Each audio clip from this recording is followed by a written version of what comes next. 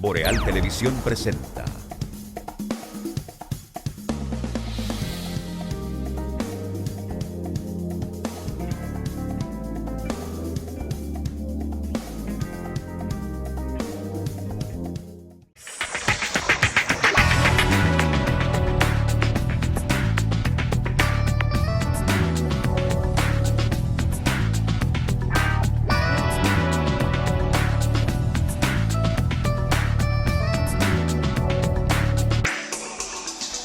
Saludos amigas y amigos, muy buenas noches, bienvenidos a EnQ, la producción de Boreal Televisión desde Santiago de los Caballeros a República Dominicana, cubriendo todo el territorio de nuestro país, así como también con presencia en los sistemas de cables, aplicaciones y plataformas digitales para Estados Unidos, Canadá, Puerto Rico, Centro, Suramérica, Europa y las islas del Caribe. Gracias por acompañarnos en este ratito de la noche, en este primer día laboral para esta semana. Comienza el lunes 3 de mayo, mes número 4 del año 2021. Señor Juan Sebastián, Ricardo y García, muy buenas noches. Buenas noches, Mayo Alex Atahualpa Ramírez Molún. Gracias, amigos, porque están con nosotros. Mes número 5, Atahualpa, no 4. Ah, yo dije 4. Sí. Ya casi está. Ya casi estamos sacando los adornos de Navidad otra vez. Sí, señor. Bueno, señores, Agua Cascada, que es la calidad del agua embotellada, la garantía de la salud suya y la de su familia. Agua Cascada, para sus pedidos, llámese al 809-576-2713 de Agua Cascada, la calidad del agua embotellada. Bueno, quiero darle la bienvenida a los auspiciadores del programa, al Banco de Reservas de la República Dominicana, que a partir del día de hoy entra también en la lista de nuestros auspiciadores. Así es que muchas gracias a los amigos del Banco de Reservas por tomar en cuenta este programa. Bienvenido, ¿verdad, Juan? Nos ayuda para... Claro, por supuesto. Miren, desde hace varios días, desde la semana pasada, se ha estado hablando del tema que construyen las autoridades haitianas con relación a un canal para tomar agua del río Masacre. Un río que generalmente no viene con mucho caudal, y las alegaciones que hacen las autoridades haitianas, que dicen que fue por orden del presidente haitiano Jovenel Moïse, es de que en esa parte fronteriza haitiana, que es la parte norte de la República Dominicana, noroeste de la República Dominicana, hay muchos agricultores haitianos que están viendo perder sus cosechas por la falta de agua, y que esa es una decisión tomada, que se va a construir, gústele o no a los dominicanos, y que las instrucciones son del presidente. Nosotros decíamos esta mañana, en Mañana Boreal, que las reuniones que se han estado haciendo entre los haitianos y los dominicanos, allá representado por un vicecónsul y un cónsul con asiento en Dajabón de la República de Haití, cónsul de Haití, la gobernadora provincial como máxima autoridad civil y representante del presidente. No era por parte de los dominicanos en un tema que tiene que ver con tratados internacionales lo que debía representar a nuestro país, y que debía el presidente de la República o el Ministerio de Relaciones Exteriores tomar cartas en el asunto. No le estoy quitando nada al esfuerzo que ha hecho la gobernadora de Dajabón, que inclusive ha convocado para otra reunión mañana martes. Sin embargo, la respuesta de los representantes de Haití es que ellos no saben si van a asistir a esa nueva reunión, porque ya esa es una decisión que se ha tomado. O sea, nosotros la tomamos y punto. Y decíamos justamente que por estas palabras era que es un asunto de Estado. El cauce de un río que es común, fronterizo entre nuestros países, no debe estar sujeto a que yo decida desviar el río en la parte alta para mojar las tierras de este lado y dejar a Haití sin agua. Lo mismo no puede pasar con que Haití decida que yo voy a canalizar las aguas del río Masacre y de ahí para abajo que se fuña el que tenga que fuñirse, no importa que sean dominicanos. Y qué bueno que el presidente de la República se refirió al caso y se refirió innegablemente con la forma que tenía que referirse. Dijo el presidente que la discusión que mantienen las autoridades dominicanas y haitianas sobre los intereses del vecino país de construir ese canal que extraiga agua del río Masacre, se buscará una solución que beneficie a ambos países y que no perjudique a ninguna de las naciones. Y también señaló, y esa es la parte más importante, que esa solución se basará en los acuerdos internacionales existentes para que no se perjudique a ninguna de las dos naciones. Y se refirió a que se ha estado dialogando con las instituciones pertinentes y que en este tipo de situaciones se ejecutarán los acuerdos internacionales para aplicarse y que no se perjudique a ninguna de las naciones que están envueltas, en el caso de Haití y República Dominicana. Y aseguró que en ese aspecto se buscará una solución. Con las autoridades haitianas, Juan Sebastián y amables amigos, es muy difícil del dialogar ni de acordar algo, porque no cumplen. La mejor diplomacia que ellos tienen es la victimización. Nosotros somos los malos, que hemos dejado, que ahora no queremos que ellos tomen agua del Masacre para esas tierras, pero en ningún momento hablan de que ellos han deforestado su país. Y una buena parte de la República Dominicana, sobre todo en la zona fronteriza, que antes se veía la diferencia muy marcada desde el aire del territorio haitiano y el territorio dominicano, y esa deforestación ha entrado a territorio dominicano porque los haitianos entran a buscar madera, entran a buscar hacer carbón y de todo eso.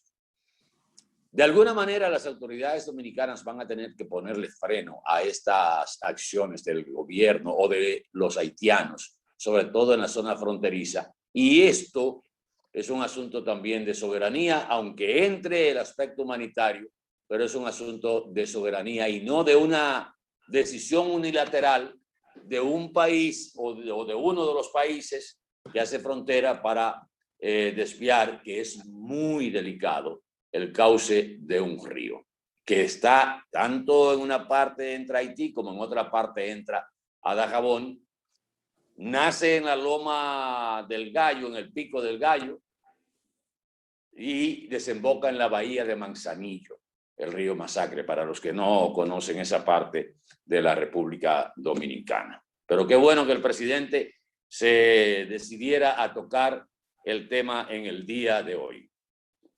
Adelante, Mira, Juan. En el 1864, una crecida del río Bravo El programa, mamá.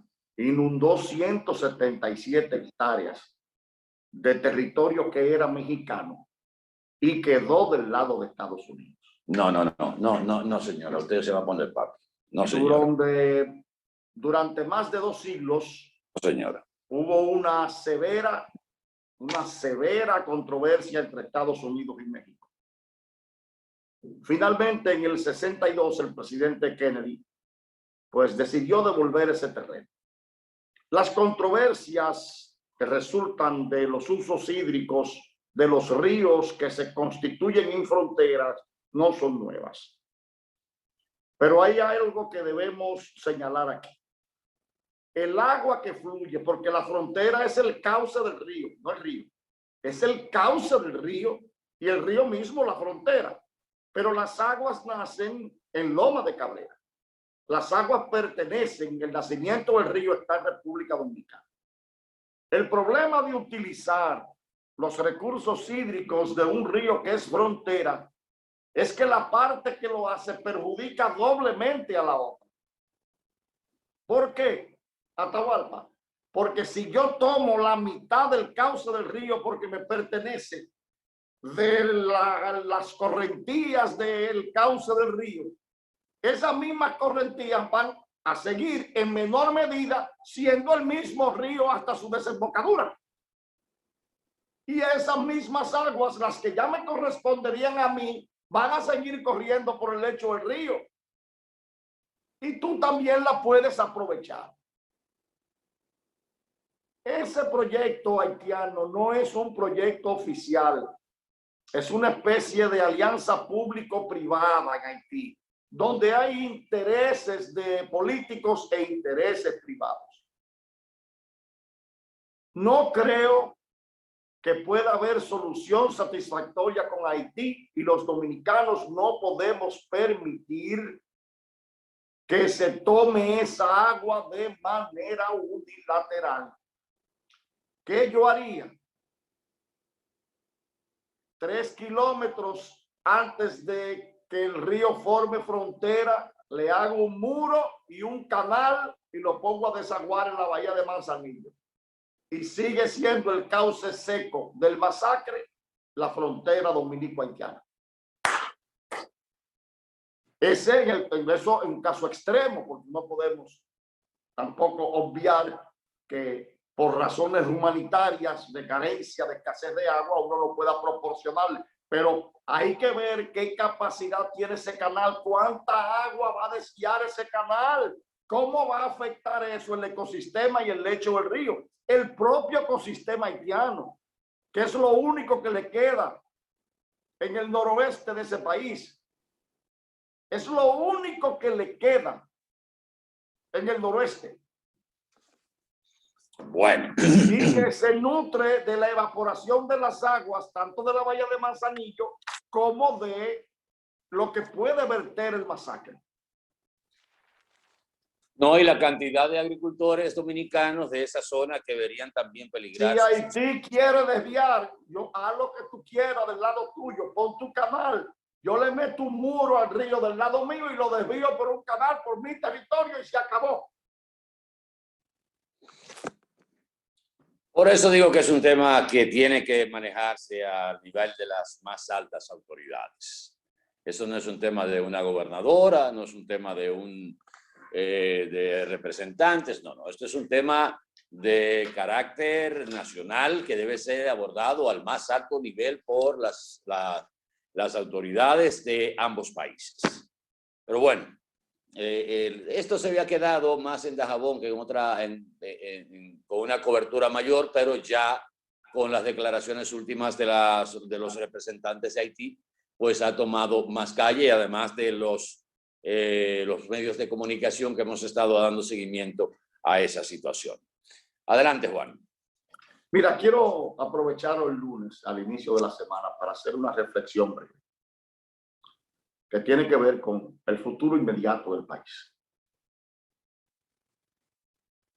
El ministro de la Presidencia, conforme a la línea del gobierno, manifestó al inicio del fin de semana en una entrevista en un medio de comunicación que la reforma fiscal es impostergable. Tiene toda la razón. No hay manera de que el Estado dominicano pueda acometer el próximo presupuesto.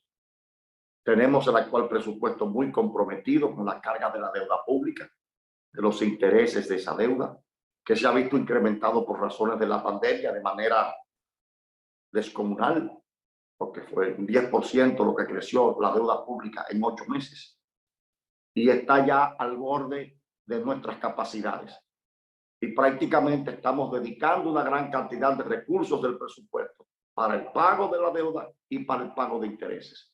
Recursos que debieran ser invertidos en el aspecto social, en el trabajo social del Estado, en el progreso del Estado. Por eso no podemos ya seguir subvencionando un presupuesto con nuevas deudas, porque ya es imposible. El Estado necesita adquirir nuevos ingresos para poder acometer los presupuestos que vienen. En eso tiene razón el ministro administrativo de la presidencia y en esa idea también tiene razón el presidente de la República. Que ese proyecto, esa reforma fiscal, debió haberse iniciado hace 8 años. Pero el gobierno del Partido de la Liberación Dominicana, en su grave irresponsabilidad por populismo, lo postergó durante los 2 periodos, a pesar de que eso estuvo dentro de los 3 ejes que prometió el expresidente Medina cuando vino por primera vez a la presidencia de la República hace 8 años. Los políticos tienen la costumbre de mentirle al país, de ser simuladores, de proyectar imágenes que no son. Y el expresidente Medina no se sustrae a eso. Terminó siendo en ese aspecto otro sinvergüenza de marca mayor, en ese aspecto. Y en otros también. En otros fue también muy bonitamente. Pero en esos aspectos terminó en un grado superlativo de sinvergüenza. Ahora, independientemente de lo que sucede y de que está otro partido en el poder, al PRM y al presidente Abinader le tocó la responsabilidad histórica, Atahualpa, de esa reforma fiscal que es impostergable. Y quizás, o sin quizás, el costo político, social que de ahí se va a derivar. Pero ellos decidieron administrar el Estado, optaron en unas elecciones y veo al presidente de la República encaminado por el sendero de lo correcto, de la ortodoxia. Lo veo dibujándose como todo un estadista. Pero antes que acometer la reforma fiscal, el Estado debe abocarse a un reordenamiento del gasto público. Es cierto, Atahualpa, que hay muchas quejas del partido en el poder, de que no pueden asimilarlos a todos. El presidente de la República ha dicho con mucha valentía, con mucha responsabilidad, que el presupuesto del Estado, el Estado no es un botín político. Y hasta ahora ha cumplido en eso, salvo las excepciones de Josefa Castillo, del escándalo de la Comisión de Apoyo Provincial, de la barbaridad que hizo Peñaguaba con los 100 millones de pesos regalados a un lío de tartufos que no le dan absolutamente nada al país. Eso pudo haberse invertido en otra cosa. Pero a excepción de eso, fue el presidente encaminado donde es. Es cierto, es muy difícil para un Estado, Atahualpa, soportar un gasto público cargado de botellas. A veces hay que entender a los ministerios, a las direcciones generales, que se encuentran en una nómina superinflada, llena de botellas. Y lamentablemente el Estado tiene que por esta vez sufrir la carga de darle sus prestaciones. Pero el Congreso debe, al mismo tiempo que se reordena el gasto público, reformar la ley del Ministerio de Administración Pública para que esa ley contenga verdaderas garras sancionadoras a aquellos ministros o directores generales que nombren personas que no se correspondan con sus cargos, que no presten labores, que sean botellas, que se establezcan penas en numerario, es decir, económicas y también sanciones penales graves que puedan ser perseguidas incluso después de que termine la égida de ese ministro o de ese director general. Y que afecte su patrimonio también. Y que afecte su patrimonio también. Claro, para evitar que en lo sucesivo el Estado Dominicano se llene de botellas sin sanción, porque también hay que verlo, Atahualpa. Ahí está el alcalde de Puerto Plata que dice: Dios mío, yo encontré aquí la mitad de mi nómina eran botellas. Y es difícil tener que indemnizarlos, gente que lo que estaba ahí era cobrando. Pero bueno, ya hay que hacerle esfuerzo. Como dice el presidente, hay que pagarle a todo el mundo. Ya impartió instrucciones, repito, eso lo dibuja como todo un estadista.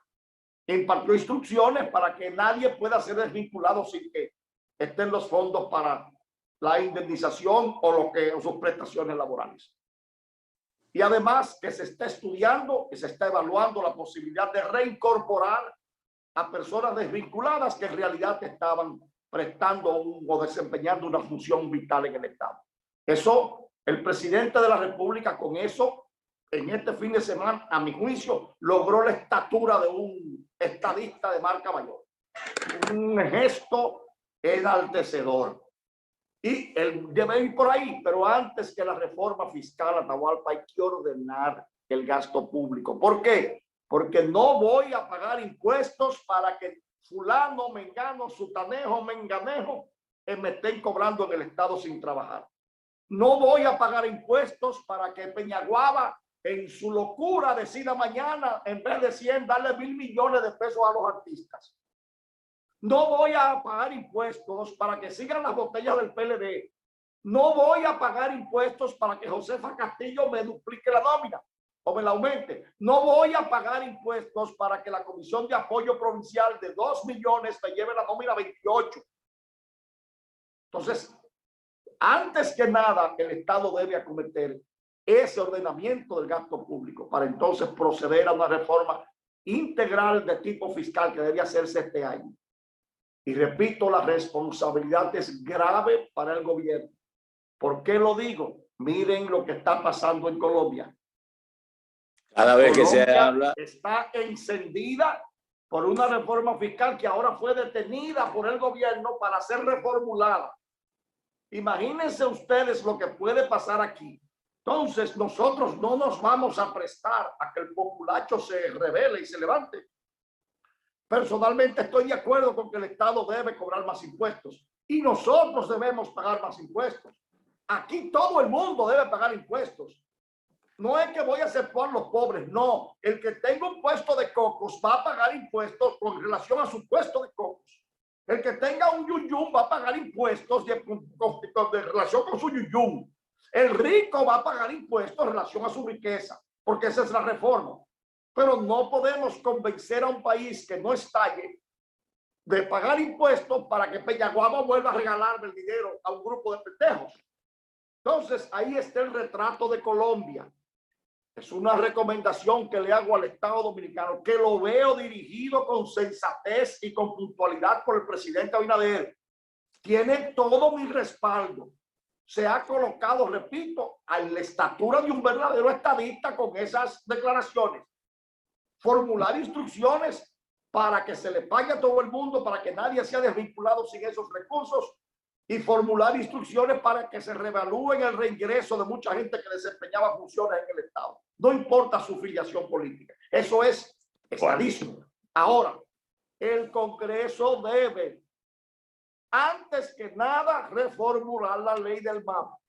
Aquel director, ministro, que haga un nombramiento no aprobado por el MAP, sufrirá inmediatamente la pena de 15 años de reclusión mayor y una multa de 50 millones de pesos. Nadie se va a atrever a hacerlo. Bueno, vamos a publicidad un momentito. Regresamos en el próximo bloque con más del contenido para esta noche aquí en Q. Por favor, quédese con nosotros.